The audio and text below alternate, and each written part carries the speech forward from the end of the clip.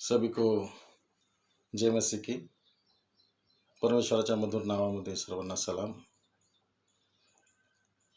माझं नाव विश्वास बांगड, राहणार अमरावती. मेरा नाम विश्वास बांगड. मैं विदर्भ की राजधानी नागपुर, यहाँ से 150 किलोमीटर दूर विदर्भ का नंदनवन कहलाने वाली अमरावती सिटी में रहता हूँ. मैं परमेश्वर को धन्यवाद देना चाहता हूँ उसकी असीम कृपा के लिए जो उसने 2021 में मुझ पर बरसाई है. एक गवाही के रूप में परमेश्वर ने मुझे यहाँ खड़ा किया कि विश्वास, जो तेरी ज़िंदगी में उतार चढ़ाव आया है, जो तेरी गवाही बनी है, वो गवाही के माध्यम से तू वो जवानों भाइयों तक पहुँच जो आज अंधकार में है. मेरा टॉपिक है, ये गवाही का टॉपिक मैंने बनाया है परमेश्वर का संकेत. जैसा हम ट्रैफिक में जाते हैं तो हमें एक संकेत मिलता है कि रुक जाओ, ओके चले जाओ, अभी आपको रुकना है, जाना है, इसके संकेत हमको मिलते हैं. तभी हम ठीक तरीके से हमारा जो व्हीकल है वो चला पाते हैं. मेरे प्रिय भाइयों, 2021 साल हर एक के लिए दुखदाई रहा, तकलीफ दे रहा. हम एक बड़ी मुसीबतों से, बड़ी परेशानी से परमेश्वर ने हमें उस कोरोना जैसी महामारी से बचाया है. अभी भी कुछ ना कुछ नई नई बीमारियां हमारे सामने आ रही है. तो स्वस्थ रहो, खुश रहो, अच्छा आहार ग्रहण करो, फल फ्रूट खाओ, योगा करो, व्यायाम करो, सवेरे उठो, चलो. ये शिक्षा मैं आपको देना नहीं चाहता था, लेकिन ये नेसेसरी है और ये मेरे गवाही का पार्ट है. मेरे प्यारे भाइयों, जैसे मैंने बताया, मेरा नाम विश्वास बांगड़. मेरी जीवन की छोटी सी गवाही तुमको बता के मैं आगे जाना चाहता हूँ. अमरावती जैसे शहर में रहते समय यहाँ बड़े बिजनेस, बड़ी कंपनीज नहीं है, लेकिन एजुकेशन अच्छा है.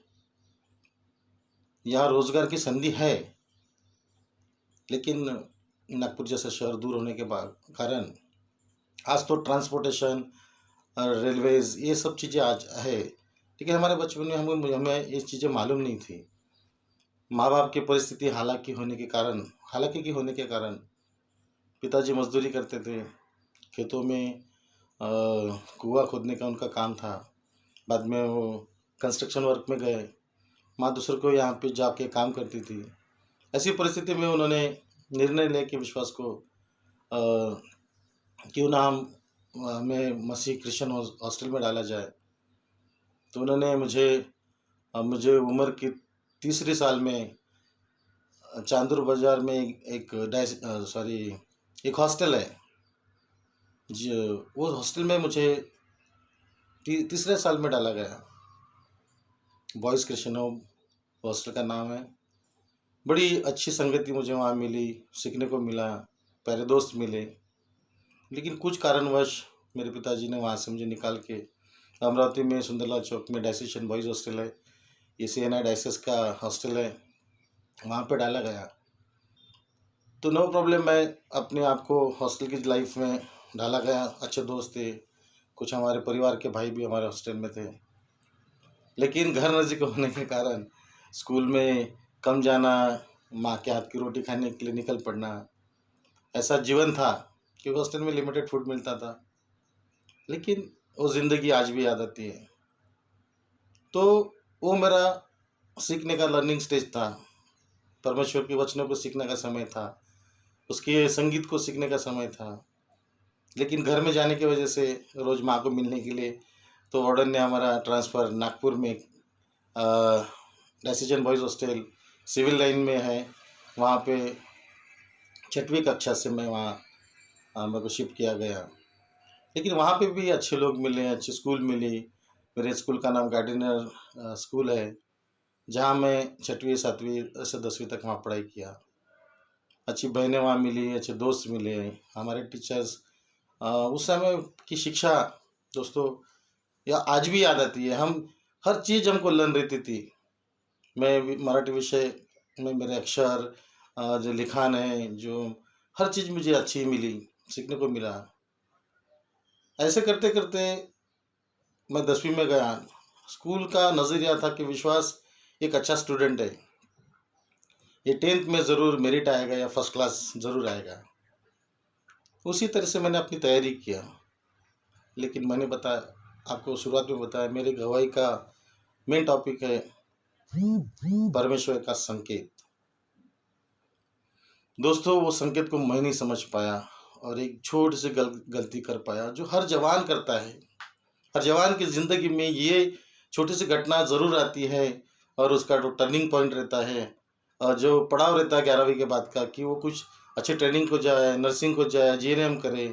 मुझे याद है हमारे हॉस्टल में एक संजय नाटेकर ब्रदर थे। उन्होंने उस टाइम में नर्सिंग में गए। आज वो इंग्लैंड में बहुत बड़े हॉस्पिटल में मेटर्न के पोस्ट पे है। तो ऐसे मैं भी कुछ करना चाहता था, लेकिन एक गलती से मेरा पूरा स्टडी लाइफ, मेरा लाइफ वो ख़राब हो गया।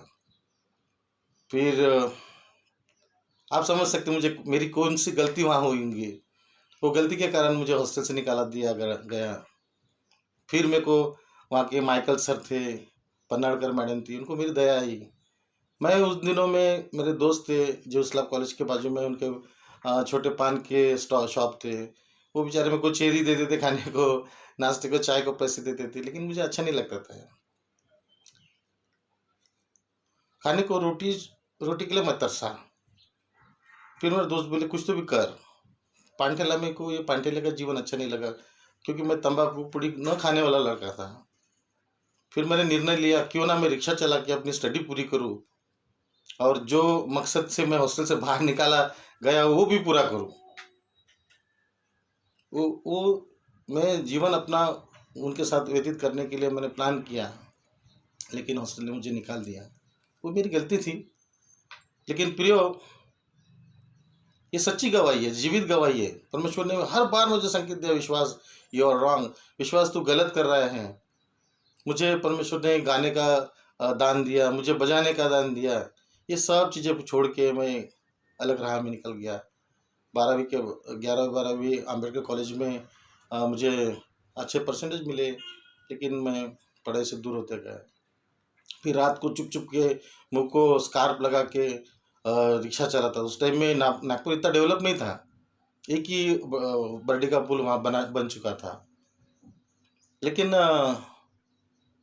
फिर वो रिक्शा की लाइन में लगने की वजह से और हॉस्टल से निकाल देने की वजह से, और जो चीज़ मैं पाना चाहता वो लोगों ने मुझे अपने ज़िंदगी से दूर करने की वजह से, मैं दारू एक ऐसी चीज़ है, ये मेरी गवाही का बहुत बड़ा कारण है, टर्निंग पॉइंट है। और एक देसी जैसे नामक दारू है प्रियो, वो मैं थोड़ा चख के देखा। धीरे धीरे उसका टेस्ट अच्छा नहीं था, तकलीफ होती थी, लेकिन वो पीने की वजह से थकावट दूर हो जाती थी। क्योंकि रिक्शा चलाना और 4-4 लोगों को ढोना वो तकलीफ दे रहता है। लेकिन ऐसी ज़िंदगी जीते समय प्रियो, रोज़ आना, रिक्शा चलाना, रिक्शा जमा करना, उसका 14 रुपये भाड़ा था, वो जमा करके जो भी 50-60-100 रुपये में कमाता था, उसमें 30-40-50 रुपये की दारू पीना, और परमेश्वर से मैं दूर होता गया। दारू मेरे को अपने आप में समाते गई, मैं परमेश्वर से दूर होता गया। फिर थोड़ी अच्छी कमाई करने लगा, लेकिन वो दोस्त मेरे थे, आज भी उनका नाम मेरे दिल में है, दिमाग में। उन्होंने मुझे संभाला, अपने पांठिलों में सोने की जगह दी, खाना चुप चुप के घर से खाना आके खिलाया। इस्लाम कॉलेज के बाजू में डागा मैडम का बहुत बड़ा बंगला था, वहाँ मैं नर्सरी में काम किया, झाड़ पौधे लगाता था, गाय का गोबर साफ करता था, वो मेरे को खाना देते थे। और जिस वजह से मुझे हॉस्टल से निकाल दिया गया, वो विषय को लेकर लोग चिंतित थे कि ये अच्छा जवान लड़का खड़ा हो गया। लेकिन मेरा वही फोकस था कि मुझे उसको पाना है, वो चीज़ करना है, और उसके लिए मैं दारू पीता गया। और आज देखो, मेरी स्टडी लाइफ से यहाँ तक मैं आया, इसको 20-22 साल गुजर गए दोस्तों, लेकिन दारू ने मुझे छोड़ा नहीं। अमरावती आने के बाद में माँ बाप बोले शादी कर ले, और मैं धन्यवाद देना चाहता हूँ मेरे ब्रदर पौलस पवार को। आज वो बिशप है, उन्होंने मुझे एक राह दिखाई और विश्वानी में ट्रेनिंग को चेन्नई भेज दिया। तो मुझे लगा कि ये व्यसन से मैं मुक्त हो जाऊँगा। तो कुछ साल तक मैं परमेश्वर की सेवकाई में लगा। मुझे वचनों का ज्ञान तो नहीं था, लेकिन जाके परमेश्वर का वचन सुनाने की हिम्मत नहीं होती थी, लेकिन मैं कलेक्शन वर्क में अच्छा था। लोगों से कन्विंस करके परमेश्वर का वचनों के लिए, उनके गाँव के डेवलपमेंट के लिए मैं सुवार्ता प्रचार के लिए पैसे इकट्ठा करता था। वो काम मुझे अच्छा लगा। मुझे अमरावती रीजन, अकोला ये रीजन में काम करने का मौका मिला। अच्छे लोग मिले, यवतमाल में अच्छे लोग मिले, लेकिन मेरा ट्रांसफ़र फिर मुंबई का किया गया। और मुंबई में जाने के बाद में मेरी जीवन संगिनी, उसका नाम सारा है। She is staff nurse. परमेश्वर ने उसके साथ अद्भुत रीति से एक ब्रदर के द्वारा हमारी पहचान करा दी गई। वापस मैंने अपना ट्रैक पकड़ा हूँ और अपने दिल से शादी की। मेरा परिवार थोड़ा नाखुश था कि ये विश्वास ने क्या कर दिया, क्योंकि मैं अकेला भाई मेरे घर में हूँ। शादी मन से कर लिया, फाइनेंशियल सपोर्ट नहीं था दोस्तों।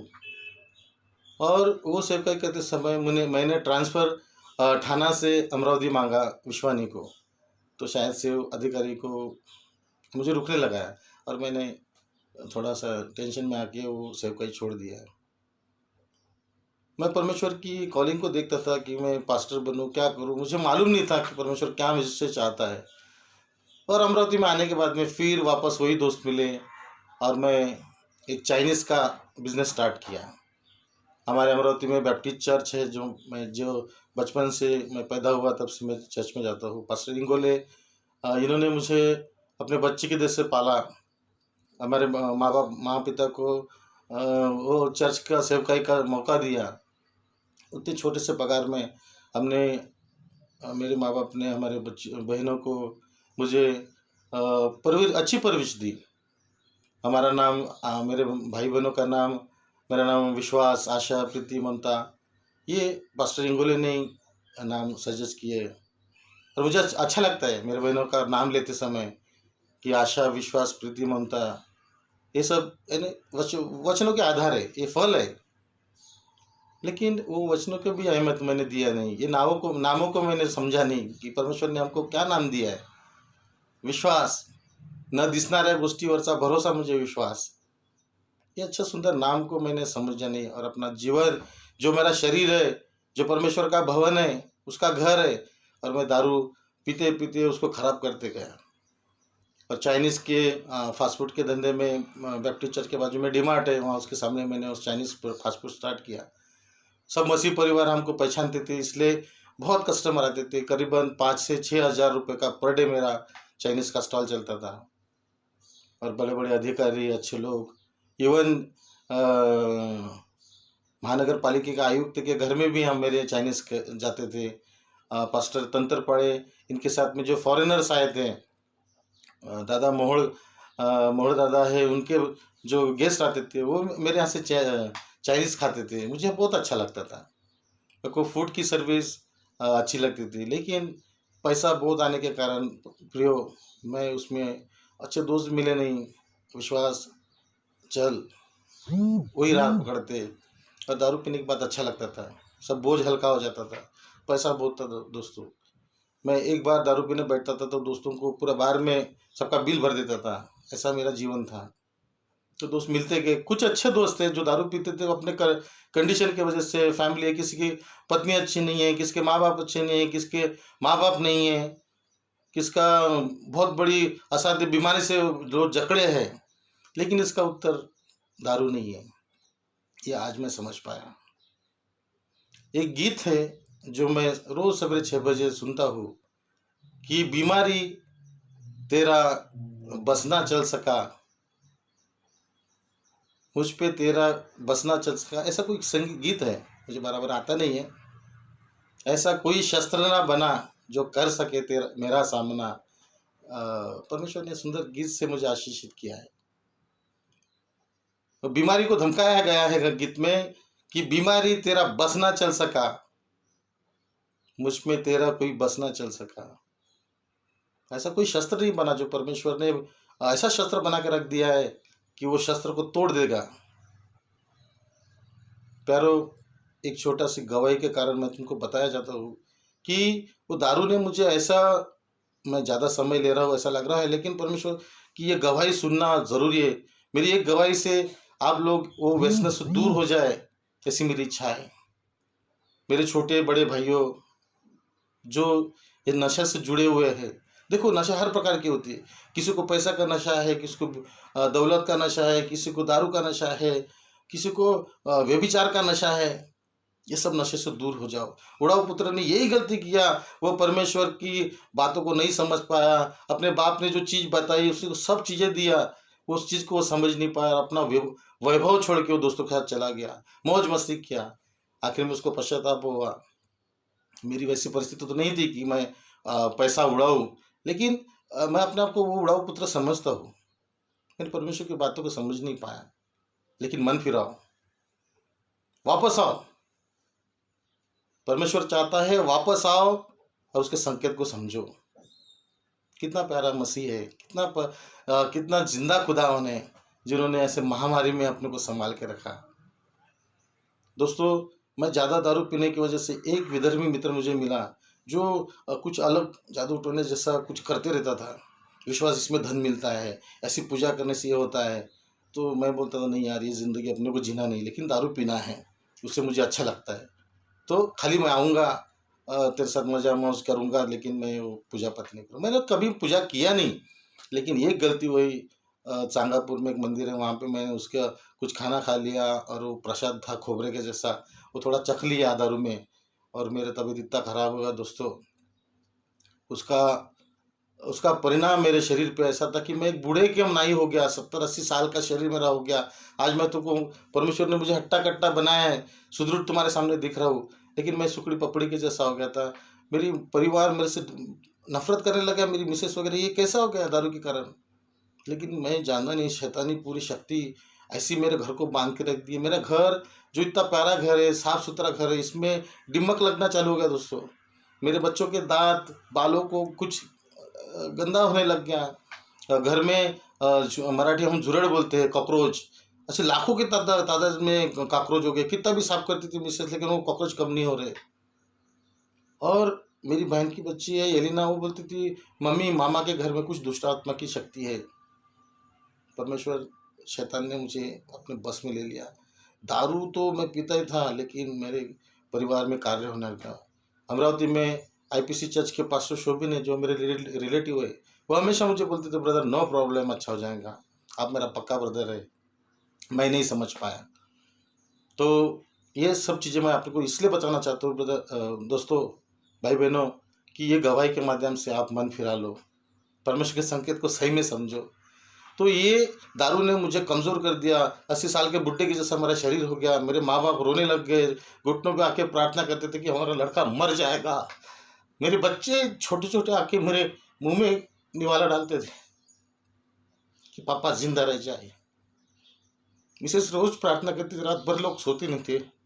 और सेकंड रूम, जो रूम में मैं गवाही दे रहा हूँ, यही रूम में मैंने सुसाइड करने के लिए अपने आप को टांग दिया कि शरीर इतना तकलीफ दिया था। ये नहीं होता है तो मुझे ईयोब के जैसा फोड़ों ने जकड़ लिया। ये मेरी गर्दन है, यहाँ की जो वेन है उस पर 9 फोड़ों के सामना मैंने किया दोस्तों। फोड़ा बड़ा होता था, सड़ जाता था, गांठ आती थी। मैं सोचा ये कुछ वो आता है, कुछ अलग अलग नाम है फोड़ों के, वो फोड़ूंगा। लेकिन वो जख्म इतनी खराब थी, उससे बू आता था। मैं ना 8-8 10-10 दिन नहाता नहीं था, क्योंकि शरीर दुखता था।